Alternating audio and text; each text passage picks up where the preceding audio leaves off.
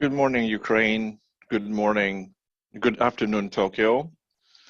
Novaya Europa Center is very happy to greet participants from Ukraine and Japan on this third discussion this week. This time around, we're talking about extremely important topic that deals with trade cooperation between Ukraine and Japan. We will also be talking about investments, primarily Japanese investments in Ukraine. What's the current status with investments? What is to be expected?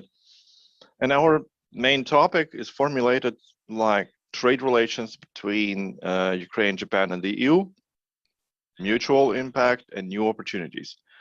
We've selected this topic because a little more than a month ago, we were discussing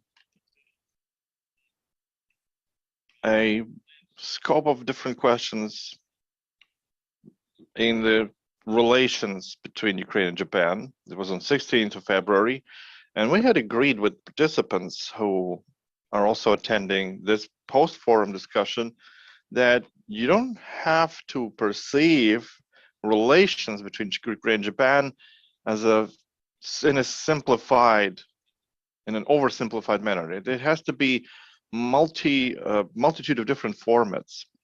So that's why we decided to scrutinize this triangle, the trilateral relations, Ukraine, Japan, and the EU, how Ukraine can facilitate better relations between Japan and the EU, how Japanese investors can foster cooperation in Ukraine between their countries. So together with my colleague from Japan, Daisuke Kitado, we wrote an analytical note. Daisuke is our speaker today. We have written an analytical comment together that can be found on the website of Novaya Europa Center.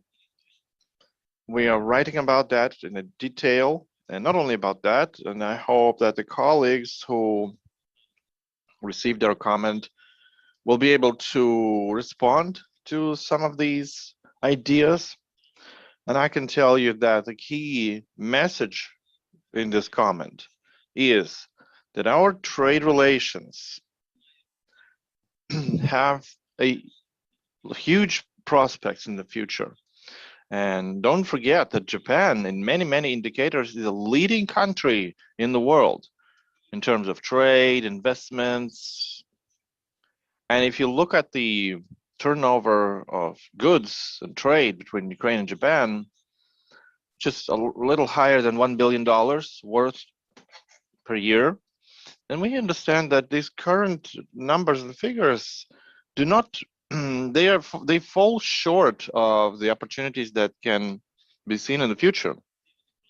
So I'm very optimistic, and I think these prospects are around the corner, because in our interviews with Mr. Kitada and others, we see that there is huge interest from Japan to use the opportunities in Japan and Ukraine in the Ukrainian economy, and we see a lot of interest from Ukrainian businesses to increase their presence in Japanese market. We see how the Ukrainian embassy in Japan is active. We hear a lot of great news related to trade economic relations that are, again, make us think optimistic. In our comment, we also mentioned some of the hurdles on the way. And it's important also to know that today, the Ministry of Foreign Affairs in Japan has made a special present for us, as far as I understand, because Japan announced the resolution of one problem that's been dating back from Soviet Union times. And that's why I wanted to ask Mr. Daisuke, who's a co-author, to tell us what is this problem that's been dragging along since 1986, how it's going to be resolved, and probably talk about this triangle, Ukraine, Japan, and the EU. What opportunities are there for Japanese businesses in the context of European integration of Ukraine? And after your intervention, Please, all the participants, all the speakers, please remain within 5 minutes speaking time.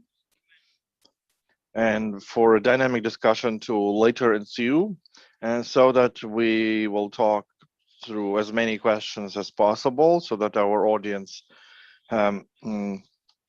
hears that. So, Mr. Daitske, the floor is yours.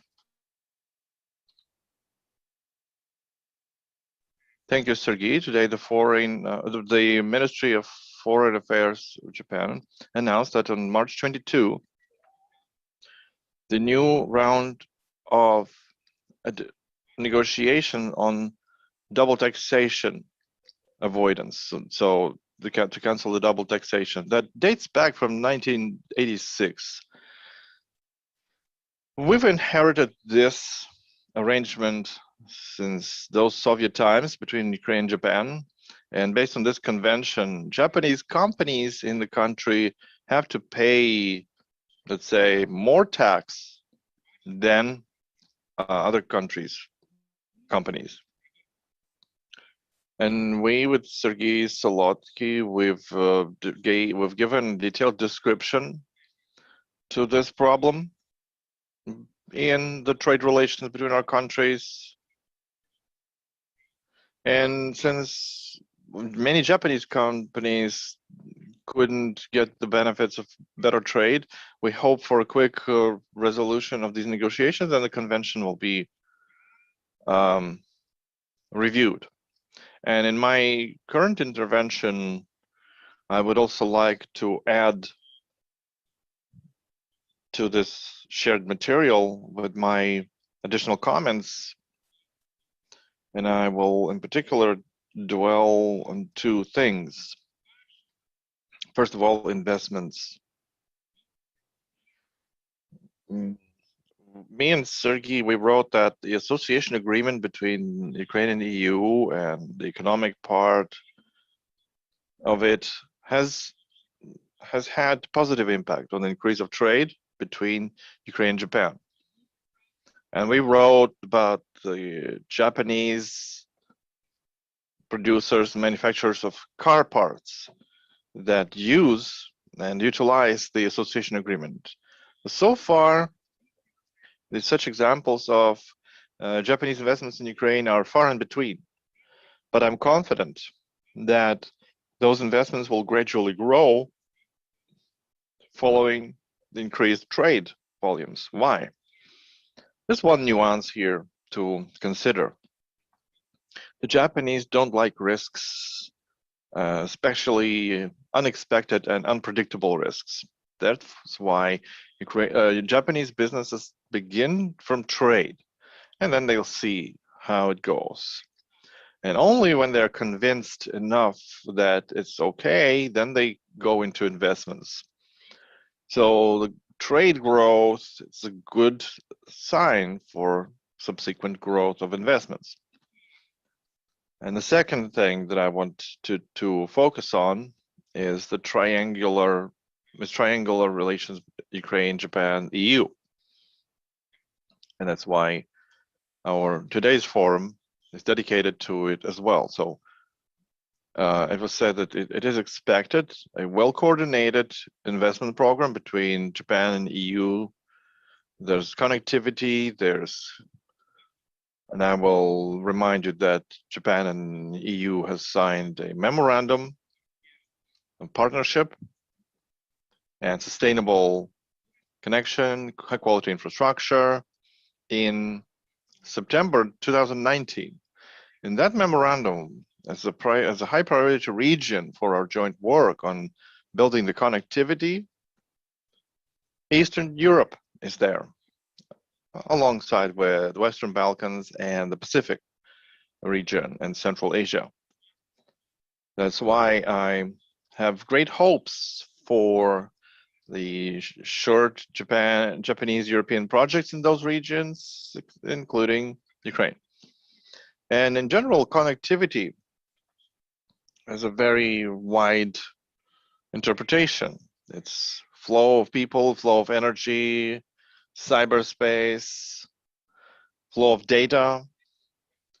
So there can be many interesting or lucrative projects. And this is where Japanese businesses will and should be helped by the governmental support, Japanese government giving them cheap loans, legal assistance, facilitation, etc.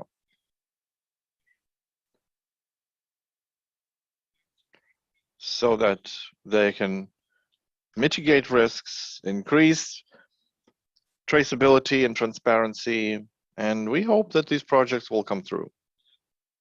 Thank you, Mr. Daitsuko. Please stay with us. I would like to pass the floor to Sergey Korsensky, Ambassador of Ukraine in Japan. Mr. Ambassador, you have a lot of tasks ahead of you. We follow the news that you communicate through your Facebook.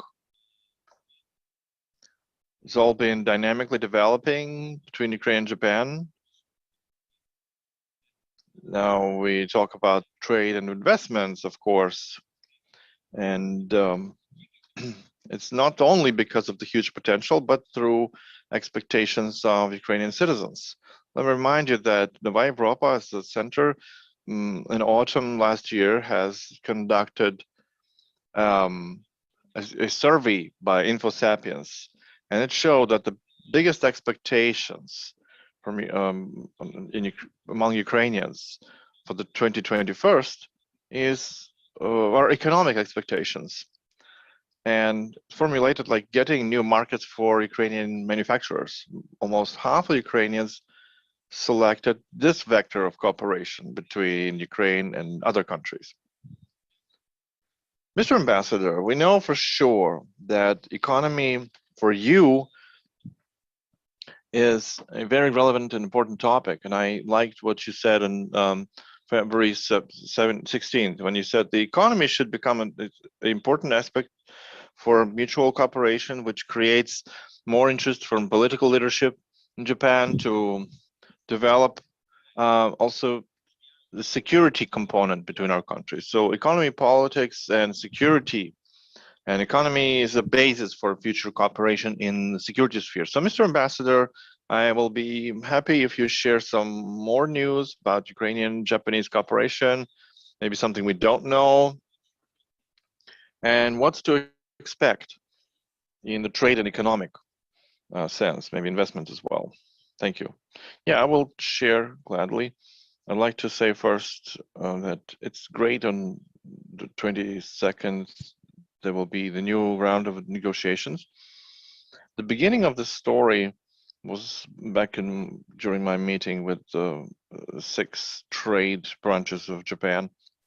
And during this meeting, we said that Japanese companies pay more percentage of tax than European. And we established there that we still are within this convention of 1986. I don't know why this issue was not raised before, but after we initiated this process, our Ministry of Finance instantly responded. Ministry of Foreign Affairs of Japan outlined this as a high priority, and the Ministry of Finance of Japan, so they re-established the online consultancy soon. And I also said that we need a free trade agreement.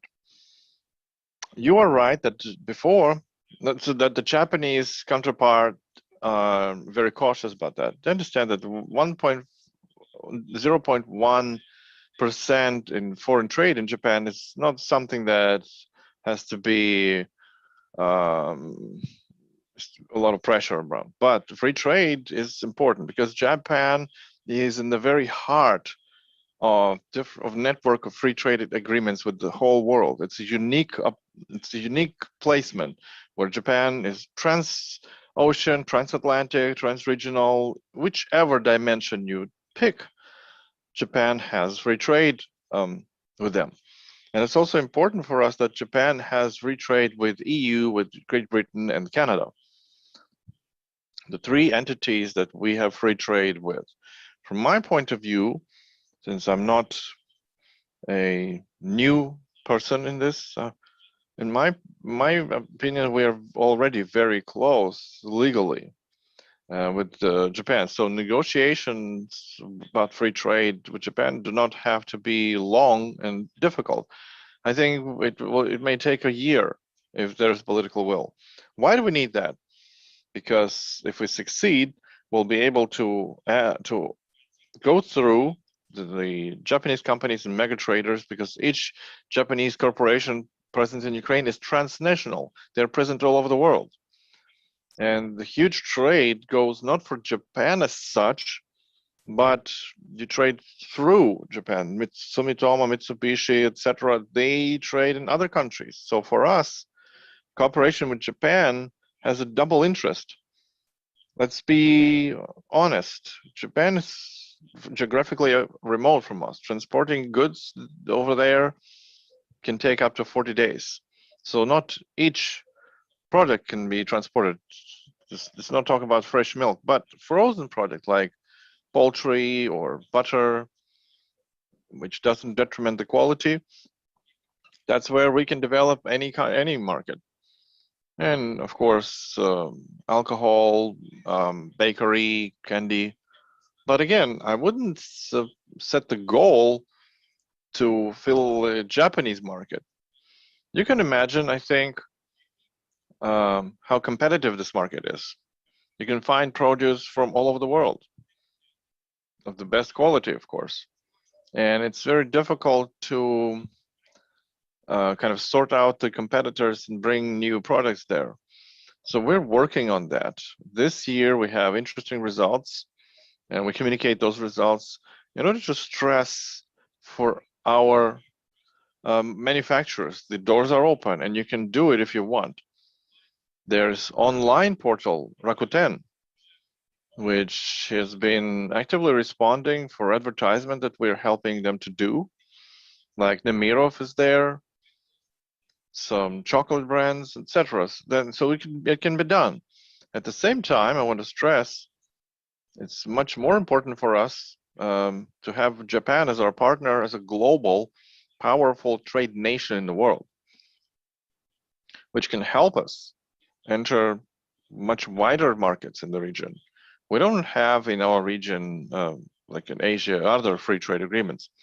And China, for instance, who is the #1 trade partner, we have 10-fold size of trade, and we cannot do without it. But Chinese buy for themselves. They have 1.5 billion population. Japan buys not only for themselves, and it's even more important for us because we can, together with those powerful players who have representation in basically every country, to go there, and it is for us a huge benefit. Now, as for European Union, it's been correct that Kitade-san mentioned this agreement about connectivity. We're working on that. There's a Japanese expert who's preparing the report right now and the proposals in terms of which areas between Japan and the EU they can implement projects in Ukraine. We've met 3 times in the embassy, and we had thorough discussions in that. We mentioned infrastructure, hydrogen, and some other projects related to which Japan is a world leader. It's the world leader in hydrogen. Infrastructure that the Japanese build nowadays are a dream for us. And it would be great if the Bortnichi water purification station, we have now bridges built by a Japanese company. It's a fantastic work that they can do. And all of that is part of this project with the EU. It's great that they have agreed between each other to create a competitive mechanism, 1+1. And they selected Ukraine and Azerbaijan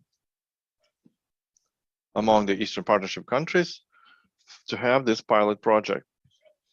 As for investments, other than these 2 industrial projects that we all know about, there are other projects in agriculture also. Sumitomo just recently has made investments in their own agricultural companies. There's a CG company which has investments in Kiev, in agriculture, as you understand, like any other foreign investments, they face problems in Ukraine, and we're trying to resolve them. They're not that big of a problem that could have been, considering, but it's true. And I'm happy that Kitado-san said that Japan, they are they scrutinize all the things. They don't want to go to courts. And this negative experience has to be done away with in Ukraine. If the Japanese companies come over, they want to work, they want to have proper conditions, and they have to give them that. So those companies who will be honestly paying taxes, investing in social infrastructure, companies that will be reliable partners. So the benefits from our investments, it's not even money only, it's corporate culture. And it's a completely different demonstration to investors of like this. We have to move away from these offshore investments towards more strategic investors. So we're working actively with these companies. Our work and what we do, on one hand, is promoting Ukrainian manufacturers to come to us, and there are a lot of them, and we help all of them with advice so that they can enter the market. On the other hand, we work with importers from Japan. Like now, let's say there's a small, local task, 4,000 bottles of Ukrainian wine. But if we help the importer, and our interest is not material interest, we want them to enter this market and to establish themselves, because these 4,000 bottles of wine can be followed by another 10,000 from other manufacturers, and the market is there. So those are the things that would make it simpler. And last thing, maybe let's be honest. Let's see the structure of Japanese exports in Ukraine. Like three-thirds.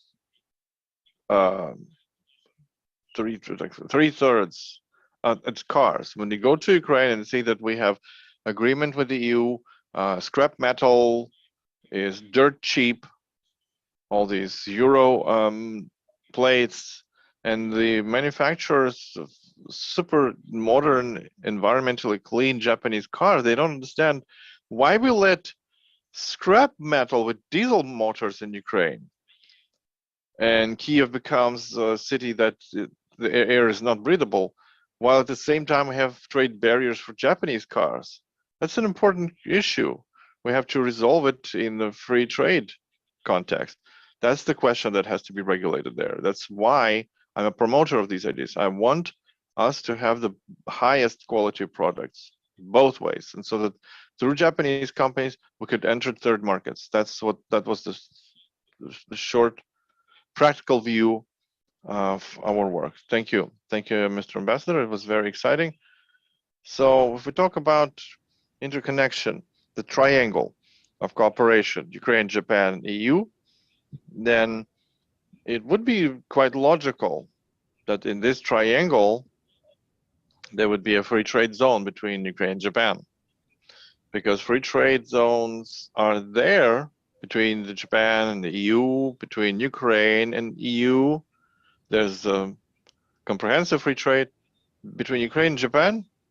If we understand all the concerns of Tokyo, there is still no such free trade zone, but there's a beginning of a discussion about that, which is also important. And who knows, maybe slowly, gradually we'll come to that. And I would like to ask Atsuko Higashima from Tokyo, from the University Tsukaba, from the city of Tsukaba. Dr. Higashima, how the free trade zone and DCFTA between Ukraine and EU impact the Japanese perception? What opportunities are opening for Ukraine in the context of free economic partnership between Japan and the EU? And how in general Ukraine, EU, and Japan could have developing their trilateral partnership? Thank you. The floor is yours. Thank you very much for your introduction, and thanks again for having me for this very important follow-up event. And yes, I would like to touch upon the issue of the implication of the EU association agreement or the even comprehensive FTA to the relationship with Japan, Ukraine trade. And also, I really would like to comment on the this fascinating paper which is being prepared by Mr. Kitade and Dr. Sonozuki. And I really would like to congratulate you for completing such an important discussion paper in such a short period of time. So congratulations for that. Starting with this important material for our food for thought for everyone who's listening to this workshop, I basically agree with almost everything that's what's being mentioned in this paper. I particularly think that the beauty of this paper is that it's really highlighted the delicate differences between the approach of Ukraine and Japan when it's come to the creation of the FTA between the two. And indeed, the discrepancies between the trade volume between Ukraine and Japan is really problematic, and I do agree with that. And it seems that Japanese approach is to expand the trade in the first place and then consider the possibility of this FTA. But on the other hand, for Ukraine side, understandably, it would they would like to have FTA to boost up trade between the two. So the approach is really evidently different. And it is getting something like an egg and chicken dilemma. And I do acknowledge that there has been a long history of Japanese approach for being very cautious for starting agreements with any country, just it is mentioned in this paper as well. So I do have a lot to say about this, and I do agree that sometimes Japanese administration is overcautious for starting anything, but it is still not easy at all to change the approach by Japanese administration. So what we need to do is to have a double approach that promoting continuously for the FTA, pushing continuously for that, and at the same time thinking for the way to expand the trade between the two. So in terms of this double approach, and I'm trying to echo the question that Dr. Sonozuki asked me, I would like to make 2 points, which may be beyond the scope of this paper and maybe scope of this workshop as well, but for the sake of brainstorming, I'd like to mention the following 2 points. The first point is that when we consider the possibility of FTA between Ukraine and Japan, would we be pursuing the way to go for the bilateral agreement between the Ukraine and Japan, as it is mentioned in for many times by the previous speakers, or would we be considering something multilateral? So I understand that having FTA between the important country like Ukraine will get agreement or will get a consensus within Japan, because obviously that is very important. But at the same time, the trend for Japanese diplomacy or economic diplomacy is obviously for having agreement between Japan and regional entities. We don't really need to mention Japan, EU, EPA, but the recent obvious example is RCEP and TPP-11. And in terms of Japanese-Ukrainian agreement, the potential one, I agree with Aliona, who is cited in this paper in page 13, that as Japan-EU FTA and the update of the Ukraine-EU association agreement has to go hand in hand, it implies already that the Ukraine-Japan FTA is really affected by these two elements of important multilateral agreement. So I really would like to ask my Ukrainian colleagues if it'd be more successful to stick to the bilateral agreement between Japan and Ukraine, or if they could potentially consider something like a multilateral FTA between Japan and the frontrunners of the Eastern Partnership, namely, for example, Ukraine, Georgia, Moldova. For this, Japan has both successful example of, just as I said, RCEP and TPP, but rather unsuccessful example of Japan GCC agreement, which is in heart for many, many years. But even for the sake of brainstorming, it is worth thinking which way but either binational or multinational is an effective shortcut for boosting up relationship. And at the same time, I really would like to urge my Japanese colleagues, Japanese government, to consider more actively or to be also more vocal about the geopolitical advantages or implication of the FTA. We probably Japanese tend to focus too much on the technical aspect of the FTA, which is of course the natural thing to do, but obviously it has got a very huge implication for geopolitics as well. So in terms of EU-Japan FTA, EPA, it went hand in hand with SPA. So it obviously has got the led to the new concept of connectivity. So it obviously has got the geopolitical spillover effect. So I do think that this applies to Ukrainian-Japanese relationship as well. So we really need to consider the wider or deeper implication that the FTA gives to our geopolitical environment as a whole. And I think I'm already exceeding my time, so let me briefly touch upon the second point as well. This wonderful paper did not particularly argue in detail about the connectivity strategy between EU and Japan. And understandably, this is, I think, beyond the scope of this paper, but I really wish to emphasize the need to beef up this initiative from the viewpoint of Japan-Ukrainian relationship. I like 2 or 3 weeks ago, I listened to a very interesting podcast by Nova King at the GMF. That's the key person that supported the idea of connectivity within the EU has left an important post. And now EU's passion to the connectivity idea is now dwindling.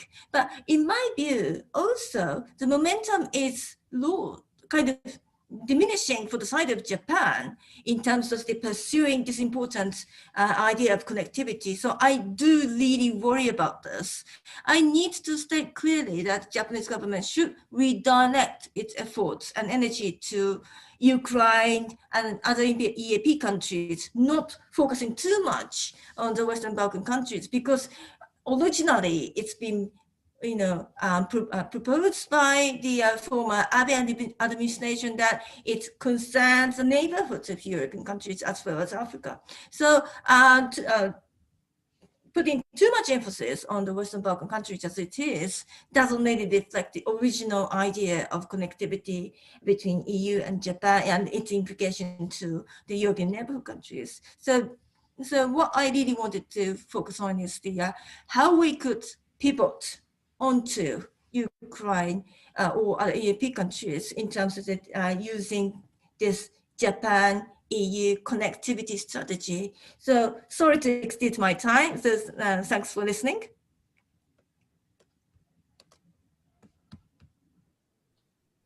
Thank you, Dr. Higashiro. Then thank you for posing interesting questions to other participants. How the regional approach of Japan in cooperation, when we talk about a wider view of Tokyo to the region, so that the cooperation is not only with Ukraine, but Georgia and Moldova. We with my colleague Kitaro Daisuke, we tried to cover this issue, try to showcase this regional spectrum, how Japan is present in terms of investment, in terms of trade in the regions, in the Eastern Europe, in Eastern Partnership countries. But it would be interesting to hear of our other colleagues, what's their take on that.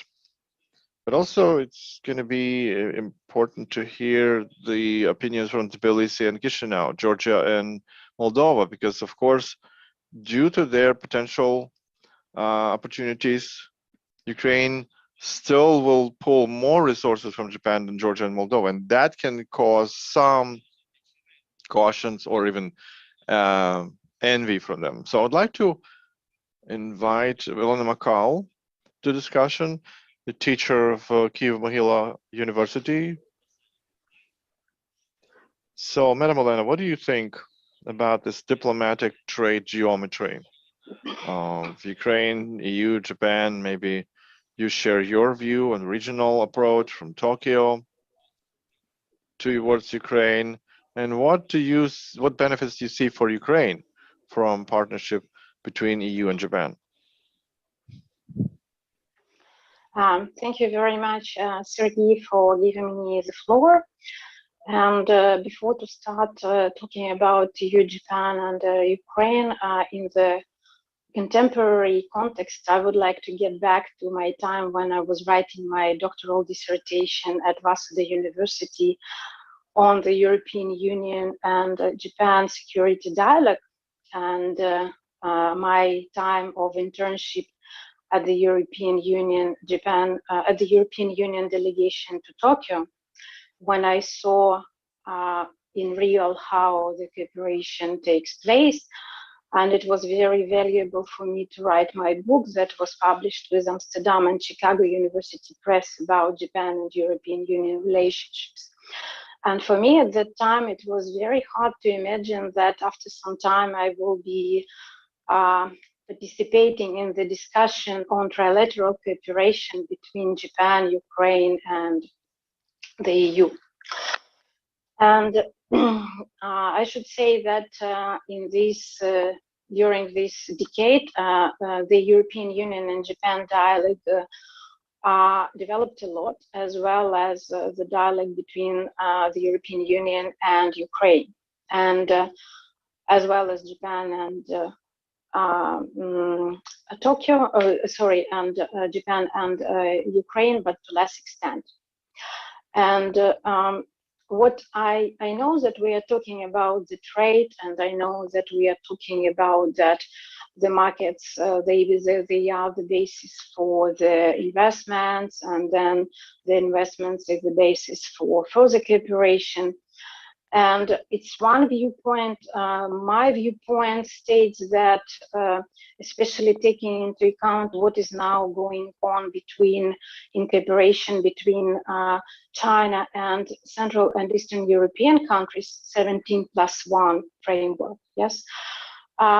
We have to stress that with Ukraine shares with Japan and the European Union democratic values, freedom of speech, human rights. And this is the basis, as well as for our people-to-people exchange, for our mutual understanding, and of course, it is the basis for the trade. And in this way, of course, it's very important to develop a project on the basis of the Partnership for Connectivity that is created as alternative to Belt and Road Initiative, as some researchers are saying, between the European Union and Japan. And Ukraine can be really a very illustrative example of this cooperation. And Ukraine, in my opinion, should boost this process itself within Ukraine, because here, let me be the devil's advocate. We in Ukraine, we should be proactive.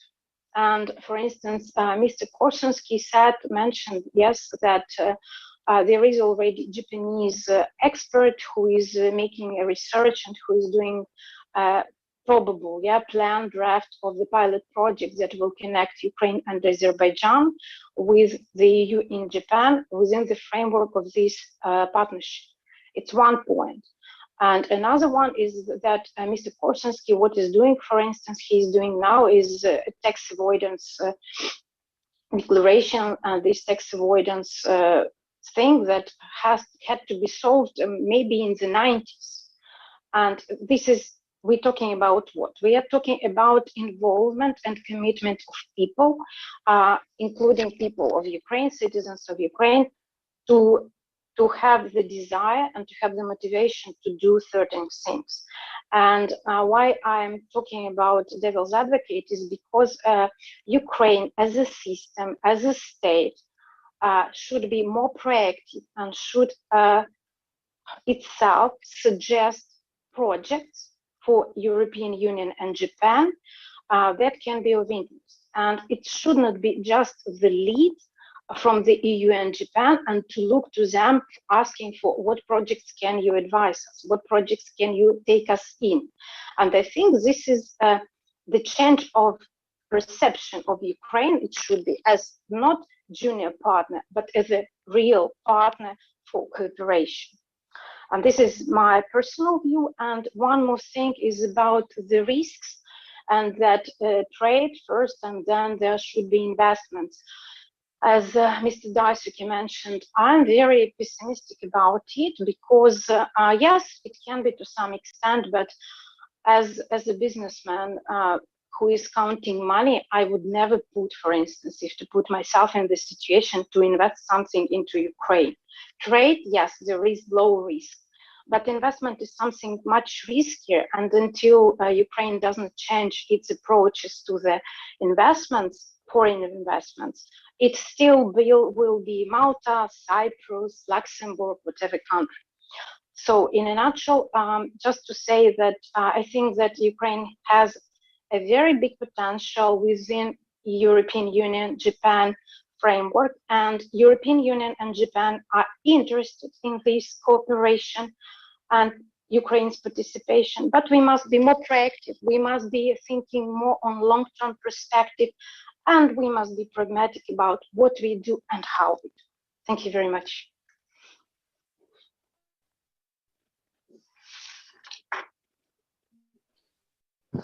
Thank you, Olena, for setting a tone of discussion to our exchange, and maybe our participants would like to comment on the topics that you've just mentioned. Now I'd like to pass the floor to Yuri Lutsenko, who represents the company Cohen, who's dealing with issues of export of Ukraine to Japan, to Japanese markets. Yuri knows about the changes that Ukrainian exporters face, what opportunities they face for Ukrainian companies. So Yuri, I will be happy if you shortly outline how Ukrainian exporters work today and where do you see potential, and what is worth for Kyiv and Tokyo to be considering to make the trade more active, and talk about investments if possible. Okay, thank you. Thank you, Sergey. Good morning, everybody. Very happy to be in this company. And I think the agenda that we're discussing and the agenda of Japan and Ukraine is going to be wider and more comprehensive. Thank you to all of you. So what we're doing for you to understand how my comment will be relating to professional aspects. The COIN team is promoting Ukrainian exports in Japan. At the moment, we're only doing that for food and agriculture, for our agricultural producers and packaged foods. We've been doing that for 5 years now. And 4 years out of this 5, we're only focusing on Japan. And our plans is to expand our activity to other Asian countries, but now the status quo is like Ukrainian-Japanese relations is something that we're doing. So we're waking up, thinking how to increase the exports of to Japan from Ukraine, and going to sleep with this, thinking about that. Our team is small, so the resources for what we're doing are not so big yet, and I want to tell you what specifically we're doing and where these resources are going. And responding to your question, Sergey, what are the most practical vectors for Ukrainian food and agricultural exports to Japan? Primarily, and as it says so in the analytical note, and that's what the Japanese also say, and we also say that it's honey. Ukrainian honey is growing in volume in exports to Japan. And even the pandemic period, the 2020, and now it hasn't hit so negatively these exports. About $600,000 per year of honey exports. In most it's bulk honey trade, and we hope that gradually and slowly we will go to retail format. That's something that in our strategy, in the state strategy, we've been stressing that value added is our focus. Honey, as highlight, our food and agricultural export to Japan is still 95% is bulk. So we talk about agricultural export, not about retail, not about FMCG or packaged or value added. Unfortunately, that's the status quo, and it's going to be there for a while because we're still, as Ukrainians, as Ukrainian industry, we're still learning to process in high enough quality. So other than honey exports, we have huge potential is in frozen berries, in beans and oil crops, and traditional cereals, barley, etc. And if the exporters will be active, if they maintain the Japanese quality specifications, which is very important. And so by covering this agricultural topic, I don't think we have much more. We have some fishery exports, some tomato paste, some nuts in the future, but all of that is in the very initial stage. In terms of FMCG or packaged goods, there's a lot of potential in confectionery. Although the Japanese have their own tastes in the sweets, still Ukrainian candy, Ukrainian croissant, bakery, they get more and more attention from importers, from traders, and these big companies like AVK, Roshen, Zhytomyrsky Lasashi, Yarich, and others, they are getting more and more traction. So when I'm talking about big companies, it's very important. Although normally, of course, we focus on the mid-sized enterprises as a backbone of all of our businesses. But when big companies start moving in that direction, they become leaders and examples. And they will be followed later by more ambitious companies. So the confectionery is a great example for us of packaged goods who have huge potential, and also the interest from big Ukrainian companies. So the train is already moving towards Japan, and it's sweet because of the confectionery, because of the honey.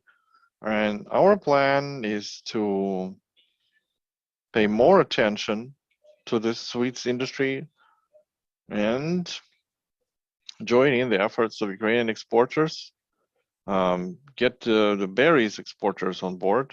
And this is where I would like to go away from my point a little while and give a comment on analytical note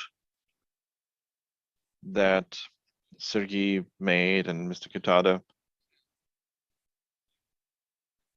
It's a great piece of work, and there's one comment which says that there's a different attitude from Ukrainian statistics and Japanese statistics. They have different assessment of exports from Ukraine to Japan. Ukrainians said 20 plus, 200 plus million. The Japanese say 500 plus million dollars per year. And I have an idea. I think it's related not with the mathematical problem, but because the Japanese customs looks at Ukrainian products that come not from Ukraine. They look at the origin of those goods, and this is a problem for us because Ukrainian exporters, and we know that in the honey industry and the berries industry, which is this horticulture is export oriented. Both honey and berries mostly oriented for EU through proximity, through association agreement, through habits, consumer habits. And that honey that later is packed in Poland and re-exported to Japan. Berries are exported to Italy, packaged, frozen, and exported to Japan. So there's a component of trust here. Trust from Japanese to European products. They see it as European products, not Ukrainian. And also the element of faith of Ukrainian exporters to exports to Japan versus exports to Europe. And this is where the status quo currently is Europe wins. And it's not surprising. It's just for the record that currently not many Ukrainian exporters are interested in Japan. If we take about 2,000 Ukrainian exporters in food and agro, plus give or take 2,000, it's not very open information. That's our assessment. That's our hunch from our database that we're building for 5 years now. And out of these 2,000 exporters, some 400, 500 of them, they're doing the right way. So they promote, they participate in exhibitions, surveys, studies, follow-ups with their importance, regularly, systemically. So it's a serious work. 400, 500 out of these 2,000. Out of them, about 500 exporters of food and agro from Ukraine, I think half of them are potential exporters to Japan. And it's not much. So that's why we're saying that in order to give the Japanese direction of Ukrainian exports more power, we have to talk about it more. We have to raise this question. And the promotion effect in this work is very important. And this is where, using this opportunity, I would like to thank the embassy and Mr. Sergey personally for the drive, for the positive push and promotion of Ukraine and Ukrainian products in Japan, because that's very important.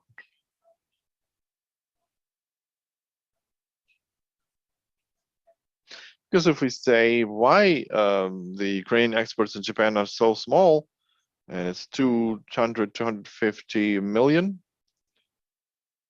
per year, and it's not growing fast, to two factors: trust and faith. Trust from the side of Japan and faith in results from Ukrainian side. That's one thing. It's a marketing factor. And second, more pragmatic, more mathematical, if you will, it's the environment, it's the regulatory environment. And I would like to reflect on that triangle issue, because this triangle has direct relation to regulatory environment. We'll feel now that Ukraine and the free trade zone or free trade agreement has a huge but positive impact on us, because Japanese importers, traders, they see their businesses in how to optimize or expand their portfolio, to throw away something that doesn't work well, take something new that has potential. In terms of predictability, to what extent it's predictable. And what's been mentioned already by Madam Professor. So we see that it's a positive thing. The Japanese trust more to those Ukrainians who are in trade relations with the EU. Because we already started approaching the European level specifications and safety of products. Judy, I'm sorry, I will have to interrupt you. I understand the messages because we have not enough time. We want to the discussion to go. We'll leave 20 minutes. So I would like to talk to co-author of an analytical comment, Daisuke Kitade. And in this part of our discussion, I would like to focus not on trade so much, then the Japanese investments come into Ukraine. So Olena Makao has made quite an interesting thing that she would not risk investing in Ukraine. Daisuke, would you risk it? And when? And what Ukraine should have done? What are the hurdles now for Ukraine, for Japanese investors to come to Ukraine? Again, about the hurdles. I agree with Olena regarding investments.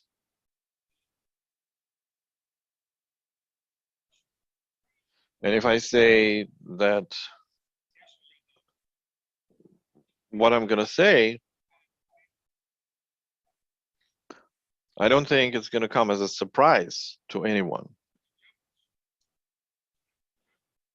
I won't, again, as simple as it may sound, but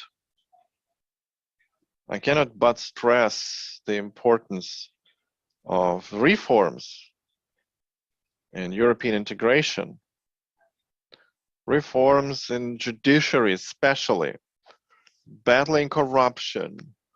I see the news every day because bad business climate is killing everything, not only among the Japanese, but any investors. And no agreement it will help it other than internal reform. So only the cleansing the judiciary is going to be the factor. Okay, thank you, Daisuke. Sergey Korsensky, our ambassador in Japan, maybe he will respond to the remarks mentioned in the discussion. Would be great to hear the explanation why the calculations are so different and there's a discrepancy in assessment of export and import volumes between our two countries. And I would like to remember what our ambassador said in February, where Sergey Korsensky mentioned already some discrepancy, and he said that in reality, there's more Japan in Ukraine than the official statistics may show. And as we can see, in Japanese statistics, it's truly so. So, Mr. Ambassador, your comments to what's been said, and maybe about the discrepancy. Okay, here's an example. Official statistics, 170 million of investments, but 300 million Japan Tobacco. These are whose investments? They came from Switzerland because Japan Tobacco International is a Swiss company, but it's Japanese money. So it has to be, we have to be scrutinized. One more thing. I will come back to trade. Yuri responded to that question, why there's a discrepancy in statistics. That's true, because the origin of goods. But we keep stressing those goods and products of foods that go in bulk with small value added. But because business people are listening to this, entrepreneurs listen to this, but do you know how popular are toys, plastic modeling toys of these ships and vessels? Huge air, these wooden models, they're sold like hot potatoes. Like winter coats, blankets. In the local American shop, Costco, I bought a new coffee machine, Nescafe. It says made in Ukraine. That's what we're talking about. European company opening production in Ukraine. It's simple product, coffee machine. It works well, high quality, but it sells in Japan. You see? So I would like us to have a reciprocal way, investments coming to Ukraine that would produce something, and that comes to EU. So of course I understand. I'm not trying to convince you that we have a better investment climate. I've been talking about this climate for 25 years, but what I wanted to say, we have a unique construct now that I keep telling about into Japanese corporations. We have a land market. That means that Japanese corporations, that all of them are doing procurement or production of agricultural produce. They have opportunity now to be in partnership with reliable Ukrainian companies who can bring land, and they will bring equipment and technology and seeds. So they can make joint companies having strategic relations, not just procurement like the Chinese, but coming with investments, taking care of this land that will be in this joint company. It's not going to be in their property, but it can be their property in Ukraine. And it's an interesting, lucrative model that can be used to build further discussion. And I've been telling that. But as you know, our Japanese colleagues will prove that Japanese will think for a long time. And if we keep argumenting them, demonstrating our readiness, then in the end, it's going to come. But if it starts, there's no stopping. So that's what I wanted to mention. Thank you, Mr. Ambassador. In this context, investments, related to investments, I remember one conversation in the Novaya Europa center between Ukrainian and German investments, and there was an expert in German investments. He said, in the recent years, we've heard lots of criticism from German investors about Ukraine, but no current investor who's come never left Ukraine. The same say the Turkish ones. They say everything's bad, but nobody leaves. And they assumed one thing. There's a hypothesis that they have. The German investors can complain to shy away his competitors so that they are more comfortable in Ukraine. Okay, Olena Makal, you see, your remark has instigated a lot of comments. What would you say for further discussion? Thank you for responding to this. Because for me, it's obvious that in Ukraine, the potential is not 170 million, not 300 million, it's much more. But back then, we're going to talk about these reforms that Datska said. It's billions, huge numbers. So one more remark to what Yuri said. Since I am a strategic consultant in USAID project to develop small and medium businesses in Ukraine, what I can say, we talk with owners of companies. For me, it's obvious that there is faith in something. There's an understanding of Japan, European market. We want to be there. But on the other hand, it's like, oh, we're not war. So self-depreciation. And we have to work on that because we have great products. But there's this inferiority complex that is hard to compensate with knowledge. We may lack knowledge. And that's what I'm saying. European Union in this regard, and Japan, they have knowledge that we need.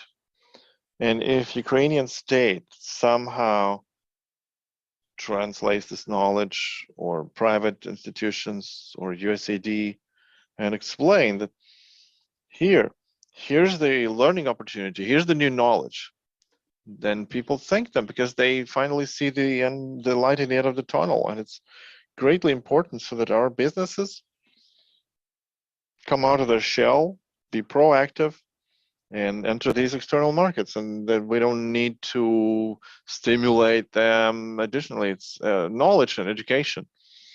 And there's one more thing that looks well, as Mr. Korsensky said, that this human factor is still there. Like they continue talking about this review of this convention of tax avoidance, double taxation avoidance. If there's energy, if there's motivation, then the projects will come. So I believe the most important for us in the trade is to help those 2,000 exporters to become good quality exporters, and don't do it sporadically, but make it a systemic work.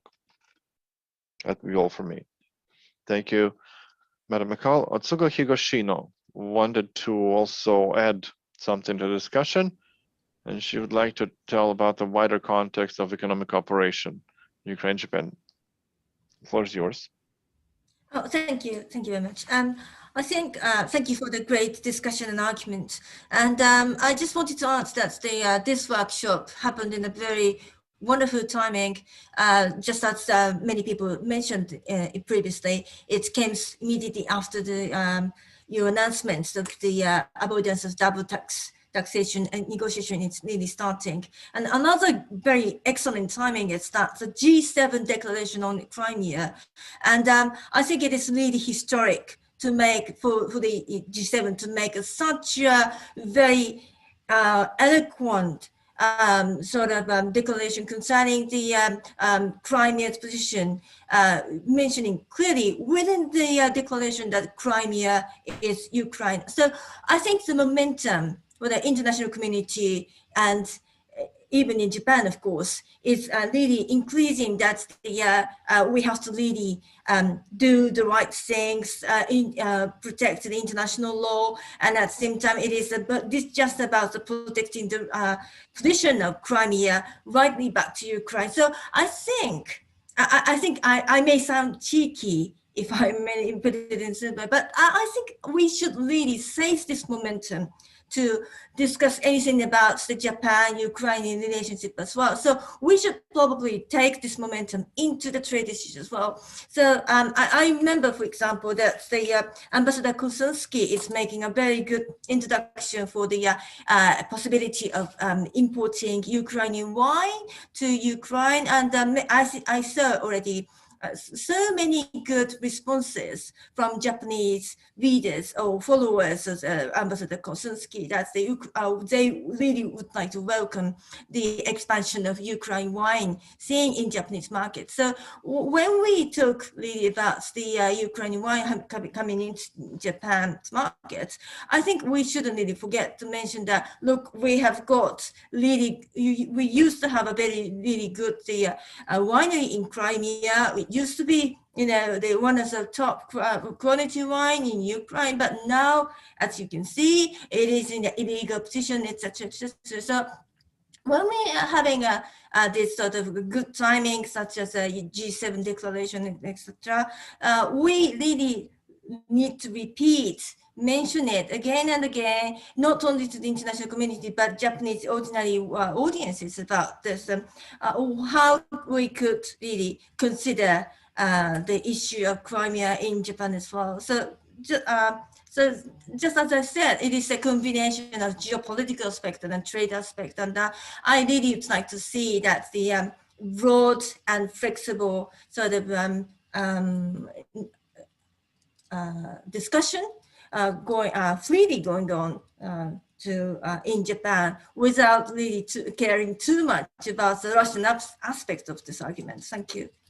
And so may I just add a little bit about the investments? And I'm slightly optimistic about the future of the investment and Japanese investment in Ukraine market, because I've been dealing with the for example, Central and Eastern European countries' relationship with Japan for like 20 years. And the thing that we are discussing at this moment, at this workshop, is precisely something that we have been talking about concerning Poland and Hungary and Czech, saying that Japanese is too, cautious in investing to those countries, and this and that. So the legislation is not enough. This and that investment environment is not enough, etc. So I think we are kind of repeating the same discussion in terms of the V4 countries or other countries. But they are. I think the speed, or learning speed, or the fixation speed is much quicker when I have a look at the Japanese-Ukrainian relationship in comparison with the V4 countries' relationship with Japan like 20 or 30 years ago. So I'm slightly optimistic about the. Yes, we do have a issue at this moment. Yes, we do have a problem at this moment, but I think the speed is considerably shortened when we compare that to the Polish and Hungarian case. So let's stick to that. Let's really keep that what is really the issue, and let's speeding up. Let's do the speeding up in terms of the past, experience. Thank you. Thank you. We only have 4 minutes. Thank you very much for this comment. And yeah, at the very moment where discussion is getting heating up, but there's still 4 minutes remaining. Please, one message, just a couple of sentences from each speaker. In a nutshell, what has to be done to speed up the relations between Ukraine and Japan, and to see our cooperation wider, not only trade investments, because our event today is a summarizing event and a number of events related to Ukraine-Japanese relations.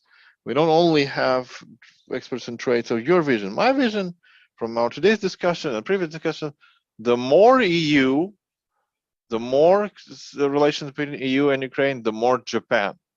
So that's the opinion. Olena, just a nutshell, what would you say? Yeah, the remarks is as follows. We have to do made in Ukraine a brand. That's the task number one.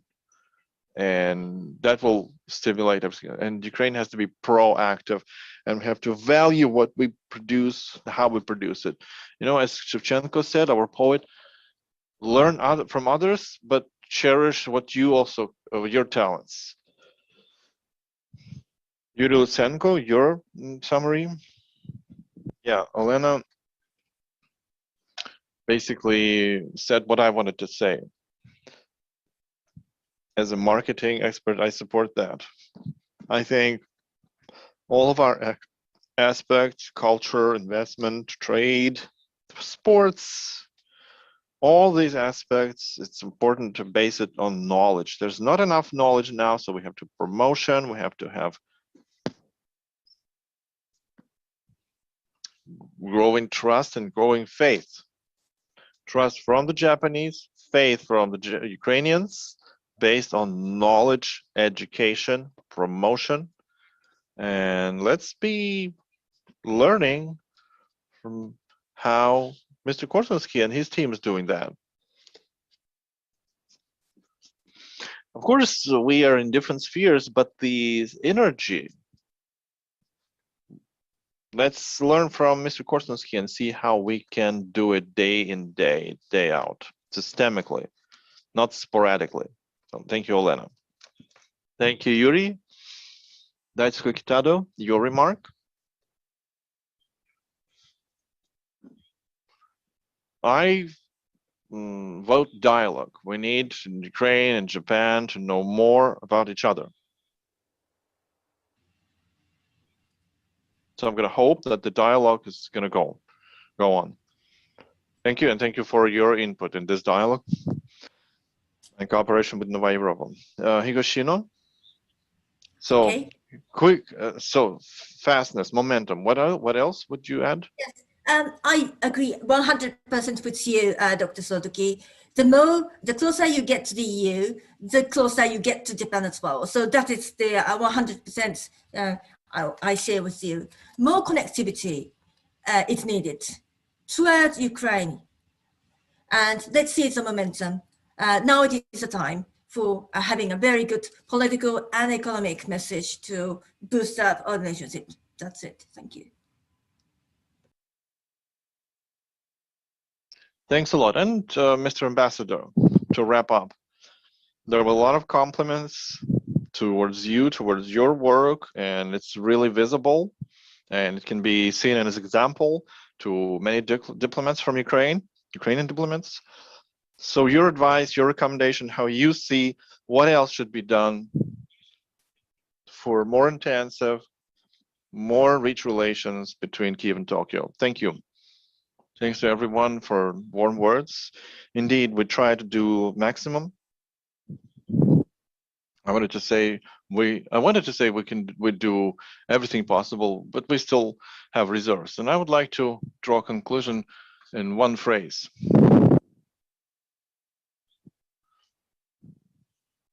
We cannot be more successful abroad than we are successful at home. So Olena is right. Our internal market, high quality products. When you go to the supermarket and you see potatoes from Egypt, but tomatoes from different worlds, that's a shame for Ukraine. It's not a good thing for agricultural country. We have to create all the conditions that our great products are on the market and are visible. When business guests see and go to shop, they make movies, they make movies about shelves and shops full of our milk, but fruit and vegetable, not that case. So we have to demonstrate this internal strength, our quality, that we value ourselves, our products are really the best. Then it's going to be much better to do it and promote it. So I wish everybody who listens to us, our colleagues, business people, and partner, to do it, so that you are well known in Ukraine and there's more consumption in Ukraine, and it's going to be easier for us to do it externally. Thanks a lot. Thanks a lot. And to everybody in this discussion, we stay in contact. The Nova Europa Center will continue keeping you in the loop, working with our Japanese partners, bringing more creative ideas and initiatives. So see you around, and we expect more better news about our relations.